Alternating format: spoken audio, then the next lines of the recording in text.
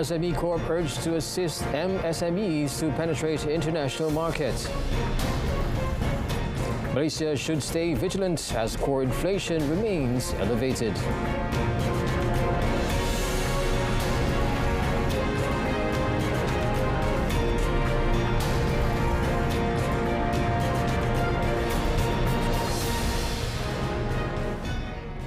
Hello, good evening and Salam Malaysia Madani. You're watching Malaysia Tonight with me, Otto Othman.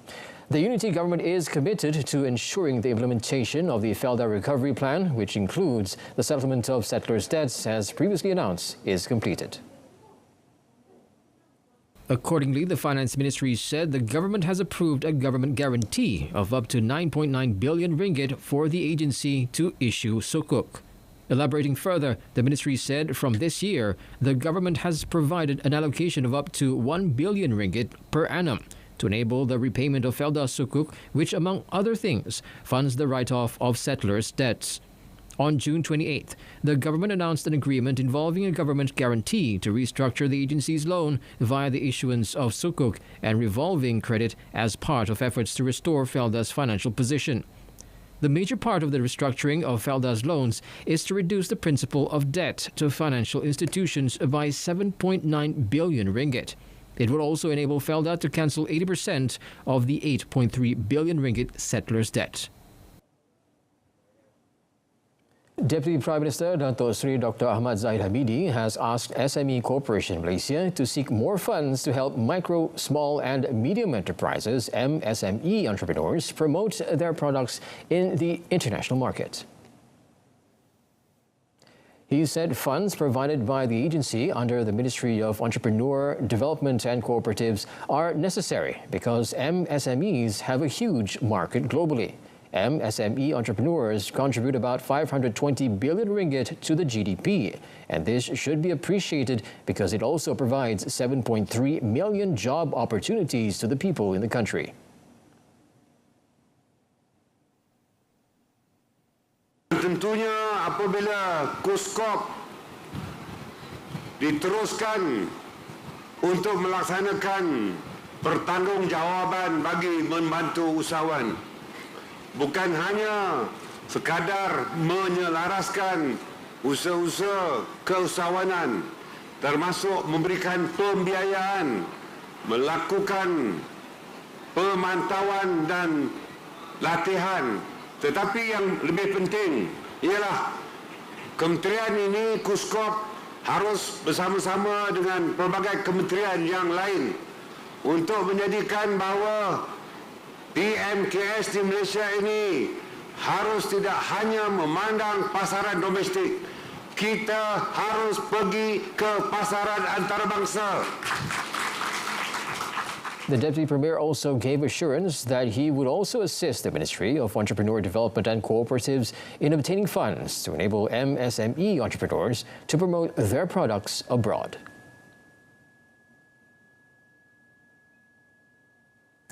Malaysia must stay vigilant on inflation given that core inflation is still elevated at a higher than usual level. According to Bank Negara Malaysia BNM Governor Dato' Abdul Rashid Ghaffur, high inflation makes life difficult for the rakyat, especially the lower income group, and can cause significant harm to the economy. Speaking to Bernama, Dato' Abdul Rashid explained that high inflation also eats into funds that have been put away in savings. On Thursday, the central bank said both headline and core inflation are projected to trend lower for second half of 2023.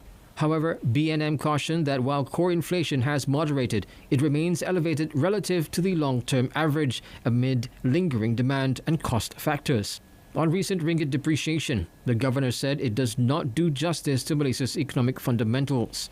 He pointed out that the country's economy has been remarkably resilient through the pandemic. According to Dato' Abdul Rashid, the currency's recent trading has been driven by external developments and sentiments, with the US dollar movements and China's weaker economic performance continuing to weigh on the ringgit. The Malaysian Public Universities Administrators Association Council, MASTI, has volunteered to join a discussion group to be formed by the government to review the civil service salary scheme, as announced by the Prime Minister, Dato' Sri Anwar Ibrahim. Masti, which has a membership of 10,000, in a statement released today, said since the last 12 years, the council has played an active role by proposing various initiatives and improvements at the universities and national level. The statement said the council welcomed the Premier's recommendation, stating that the government agreed to review the civil service salary scheme with preliminary discussions on it beginning next week. Meanwhile, Masti stated that among the proposals it had submitted included the creation of a schemeless public service recruitment scheme, in line with the 32 reform initiatives proposed by the Public Service Department (JPA) for public sector reforms.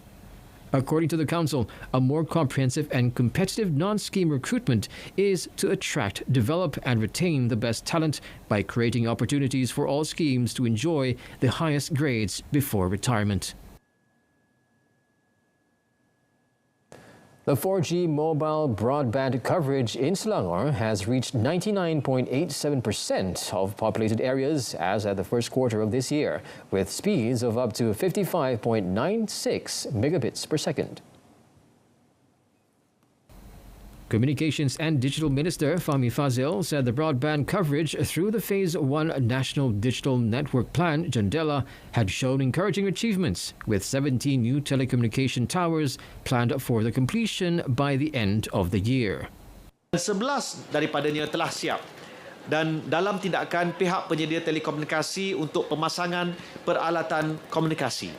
Saya telah menerima maklumat daripada Jabatan Penerangan pagi tadi. Daripada 11 yang siap, 8 lagi belum on air. Saya akan lawat salah satu daripada 8 ini dalam masa terdekat. Kalau saya dapati tidak ada perancangan segera untuk mengaktifkan menara-menara ini, maka be prepared. Jadi saya minta disegerakan. The minister was speaking at the Day with Digital Economy Centre Pedi Community Program in Kancong Darat. Tenaga Nasional Berhad's TNB foray into the renewable energy business in Europe through its wholly owned subsidiary in the United Kingdom, Vantage RE Limited, will provide Malaysia with invaluable insights to accelerate the country's responsible energy transition, or ET. In a statement released today, Natural Resources, Environment and Climate Change, or NRECC Minister Nik Ahmad said it is essential for Malaysia to navigate this energy transition. Nik Nazmi, who was in London recently for a working visit to Vantage RE, commended TNB for its remarkable achievement in leading Malaysia's ET, reducing its carbon footprint and embracing renewable energy both in Malaysia and overseas. For TNB's UK business, the minister said the knowledge and expertise to be tapped are invaluable for TNB and Malaysia, and added that the government is now exploring energy import and export markets and aspires for Malaysia to play a pivotal role in the ASEAN power grid. The London-headquartered Vantage RE was established in 2021 to own, operate, develop and manage a portfolio of RE assets in the UK and Europe as part of its TNB's global environmental, social and governance ESG efforts. It presently has more than 630 megawatts of renewable energy assets consisting of solar, onshore and offshore wind projects across the UK. Stern action will be taken against irresponsible parties who switch the package or label of local rice and sell it in the market as imported rice to reap a huge benefit. The Domestic Trade and Cost of Living Minister, Dato' Sri Salahuddin Ayub, said legal action will be taken against any party found to have made false trade descriptions regarding content, type or name under Section 5 of the Trade Descriptions Act 2011. If found guilty, the individuals could be fined up to 100,000 ringgit or imprisoned for not more than 3 years, or both, while companies could be fined up to 250,000 ringgit. Users are advised to be vigilant, and if they have any information regarding related issues, they can submit a complaint with details and complete information through the WhatsApp application or KPDN e-Aduan, or by contacting the Enforcement Operations Room at numbers shown on the screen.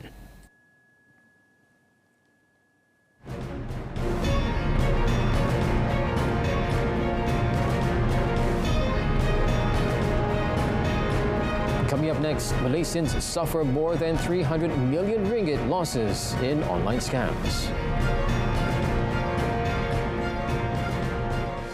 The Kedah government needs to provide the financial sustainability of its proposal to implement the Kulim International Airport or KXP project. The capability of the private sector investments to sustain the project over the long term should be considered to ensure the airport development would not be abandoned.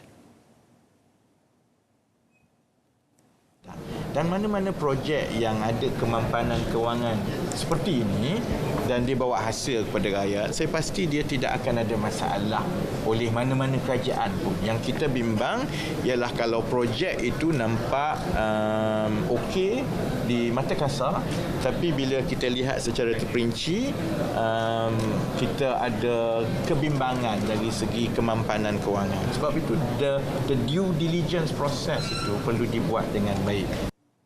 Earlier, Rafizi participated in an engagement and roadshow session on the 12th Malaysia Plan Midterm Research Preparation 2021 to 2025, which was also attended by Kedah Menteri Besar Datuk Seri Muhammad Sanusi Muhammad Noor. Datuk Seri Muhammad Sanusi was reported as saying earlier that the state government hoped the federal government would consider allowing it to implement the KXP project. The Department of Fisheries, DOF, will submerge 18 units of artificial reefs worth 660,000 ringgit in the waters of Kelantan today and tomorrow for conservation purposes, as it would help fishermen in the state to increase their fish landings. DOF Director General Dato' Adnan Hussein said work on submerging the artificial reefs was carried out at the waters of Tok Bali, Pasir Puteh, with 11 artificial reefs dropped into the sea and 7 more are to be dropped in the waters of Kuala Besar, Kota Baru tomorrow. Dato' Adnan said the DOF would submerge 41 artificial reefs at a cost of 1.31 million ringgit in Terengganu, Kelantan, Perak, Kedah and Selangor. He added that 3.6 million ringgit had been spent in Kelantan to build, submerge and monitor 230 artificial reefs since 2007. And these 230 artificial reefs were dropped in 7 locations, namely Kuala Tumpat in Tumpat, Kuala Besar and Sabah in Kota Baru, Kemasin and Pantai Irama in Bachok, Semera and Tok Bali in Pasir Puteh. Adnan said last year, 55,000 metric tons of fish was landed in Kelantan, valued at a wholesale price of 548 million ringgit. He added that until May this year, 23,000 tons of fish worth 244 million ringgit has been landed, and from the total, Pasir Puteh contributed about 55% of the fish landings in Kelantan, worth 101 million ringgit. Malaysians have suffered a total loss of 302 million ringgit due to online scams on Facebook and Instagram from 2021 to June this year. Deputy Minister of Communications and Digital, Teo Ni Ching, said the losses incurred from scams on Facebook amounted to 232 million ringgit, whereas on Instagram it was 70 million ringgit.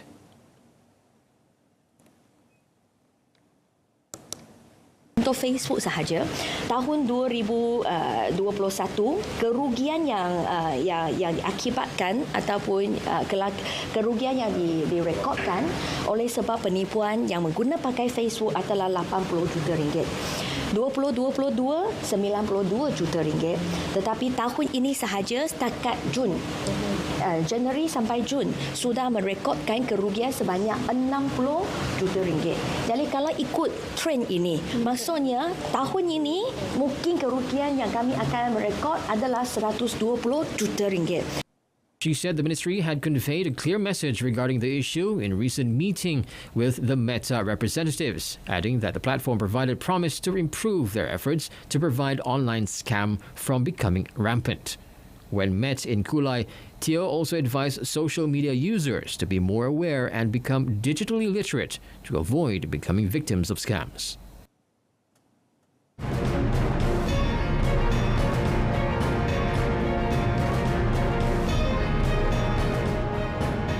United States criticized for sending cluster munition to Ukraine. That and more coming up in our foreign segment. Stay tuned.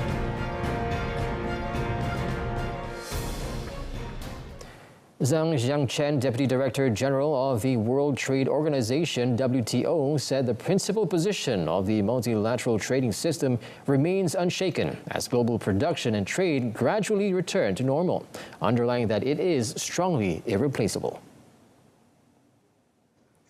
Zhang said at the 2023 Global Forum of Finance and Economics that opened in Beijing that according to the WTO's annual trade statistics and outlook report released in April, global merchandise trade value is projected to grow 1.7% in 2023 and 3.2% in 2024. He noted that geopolitical tensions, food insecurity, potential financial instability stemming from monetary policy tightening, and increasing levels of debt are among the main factors impacting global trade. The WTO deputy chief held that globalization is undergoing a period of adjustment, with some regions and sectors decelerating while others are accelerating. This phenomenon is called re-globalization. The re-globalization represents a remedy to global imbalances and offers opportunities for countries that missed the previous wave of globalization to participate in new global value chains. Despite these changes, Zhang emphasized the critical importance of upholding and strengthening the rules-based multilateral trading system. The US dollar hegemony has endangered the economy and caused serious inflation in Kenya, increasing the cost of living and forcing President William Ruto to call on African nations to use local currencies for intra-continental trade. The currencies of many African countries continue to weaken against the US dollar, and the Kenyan government is taking various measures to reduce the dependence on the US dollar. Many African countries rely heavily on imported food and crude oil, and the U.S. interest rate hikes have boosted the dollar, directly pushing up the cost of importing these necessities. In recent months, some Kenyan businesses have found it difficult to obtain enough US dollars to pay overseas suppliers. Some Kenyan traders even said that they had to downsize their business as a result. Since March this year, Kenya has decided to officially use the country's local currency, the Kenyan shilling, to purchase oil from Saudi Arabia. In addition, the Central Bank of Kenya has begun discussions with many countries in East Africa on using their own currencies for repayment in international trade in the African region to alleviate the shortage of foreign exchange. Political parties and a large number of people gathered in Seoul, capital of South Korea, to protest against Japan's plan of discharging nuclear-contaminated water into the sea, urging the South Korean government to stand up against the plan. The Justice Party, the Progressive Party, the Korean Confederation of Trade Unions, environmental groups and social organizations of South Korea rallied at the Gwanghwamun Square.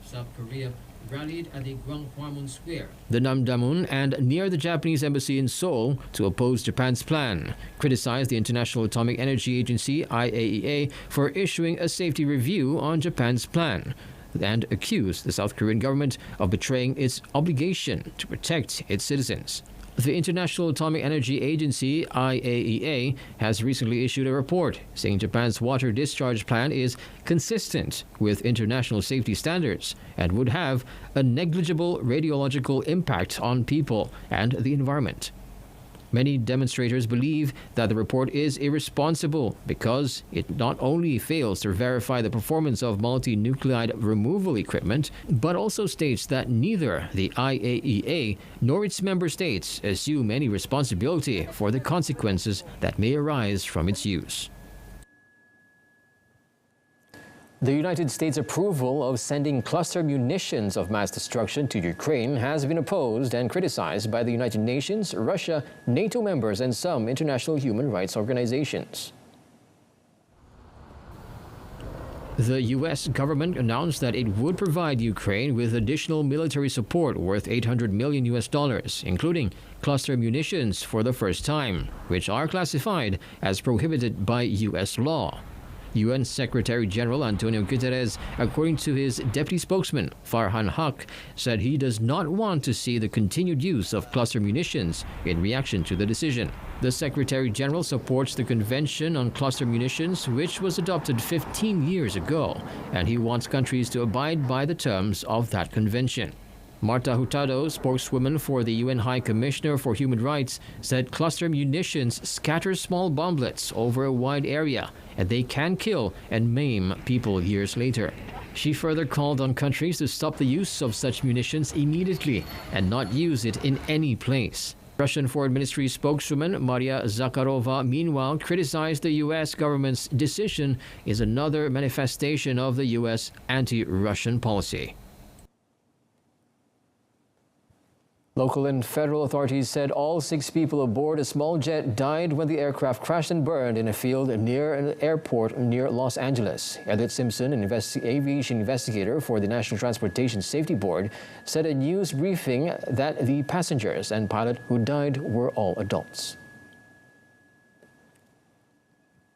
However, shortly before landing, a marine layer began to envelop the area with low ceilings and visibilities. The pilot reported to air traffic control that he was going to perform a missed approach, which is generally happens when a pilot can't see the runway environment. Air traffic control then provided the pilot with a clearance to perform the public missed approach and then cleared the airplane to return for landing again. Airplane crashed about 500 feet short of runway 18, which was appeared to be the original intended landing runway. According to Simpson, the conditions appeared to have met minimum standards for a landing at the airport. The Federal Aviation Administration said in a statement that the aircraft, a Cessna C550 business jet, was traveling from Las Vegas and crashed near French Valley Airport in Riverside County, about 137 kilometers south of Los Angeles, at around 4:15 a.m. local time.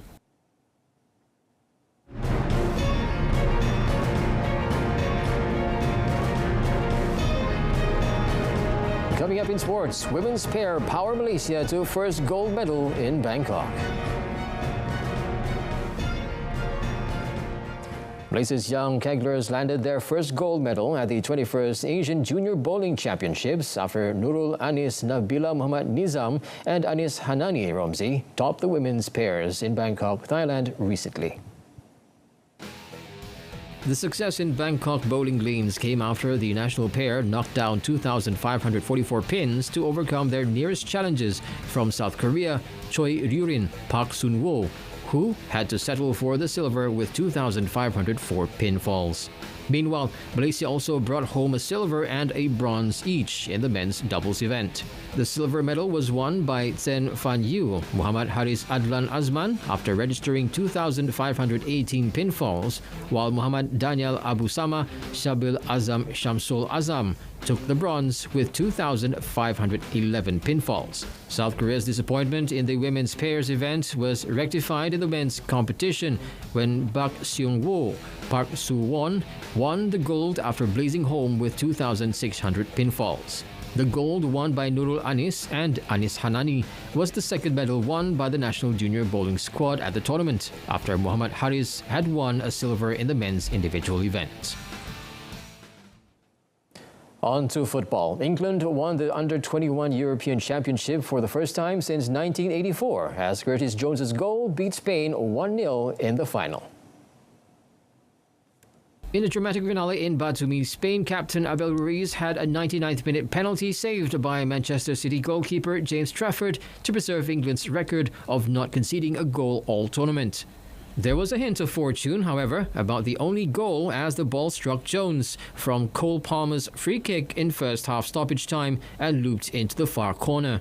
Spain did have the ball in the net after the break when Ruiz headed home, only to be denied by the offside flag. England could also have put the 5-minute winners away before an incredible ending as Arnau Tanaz made fine saves to deny Jones and Noni Madueke a second. But they needed Trafford to produce some heroics at the death. He parried Ruiz's spot kick and a follow-up effort from Aymar Oroz to spark wild celebrations among the England players and coaching staff.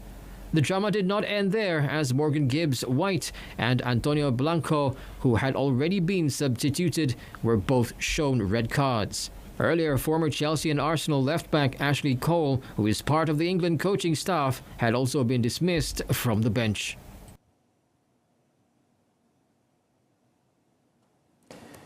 David De Gea has left Manchester United following the end of his contract after 12 seasons with the Old Trafford side. De Gea's contract expired on 30th June, but at the time, the club said they were still in discussions with the 32-year-old shot stopper over an extension. The Spaniard, who joined United in 2011 when Alex Ferguson was manager, was the current squad's longest-serving player, having made nearly 550 appearances. De Gea won the Premier League in his second season with the club, Ferguson's last as manager, while he also won the League Cup, FA Cup and European League. He also won the Golden Glove for most clean sheets in a season twice, the second coming in the 2022-2023 campaign as United finished third and qualified for the Champions League. But the four-time Club Player of the Year had come under spotlight for shortcomings and errors in recent years. The former Atletico Madrid keeper was one of the highest-paid players at United, according to British media, but he has not featured for Spain since 2020. United, meanwhile, have been linked with a move for Inter Milan goalkeeper Andre Onana. In tennis, for all the waspish energy and venomous hitting, it was Carlos Alcaraz's ability to turn up the dial under pressure that saw him come through a testing encounter with Nicolas Jarry and move safely into the Wimbledon fourth round. The world number one was frequently on the ropes against the imposing Chilean, but always managed to find another gear as he wrapped up a 6-3, 6-7, 6-3, 7-5 victory on center court to set up a tantalizing encounter with either Alexander Zverev or Matteo Berrettini. Daniel Medvedev, meanwhile, has been making up for lost time as he downed Hungary's Marton Fucsovics 4-6, 6-3, 6-4, 6-4 to match his best ever showing at Wimbledon by reaching the fourth round. A year after being banned from playing at the All-England club following Russia's invasion of Ukraine, the Moscow-born Medvedev survived a wayward opening set to topple an opponent who had won their only previous meeting at a major. Beatriz Haddad-Maia also moved into the fourth round of Wimbledon for the first time in her career, with an emphatic 6-2, 6-2 victory over Sorona Cristea, a minute before play was suspended due to rain. But that only delayed the inevitable, as Haddad-Maia ground Cristea down in her final service game and clinched victory on her first match point. And just in time as the rain came, the players scrambled off and the covers came on under grey London skies. And that wraps up Malaysia Tonight. A reminder of our top story. SME Corp urged to assist MSMEs to penetrate international market. I'm Otto Othman. Malaysia Madani, Tekad Perpaduan, Penuhi Harapan. Have a pleasant evening.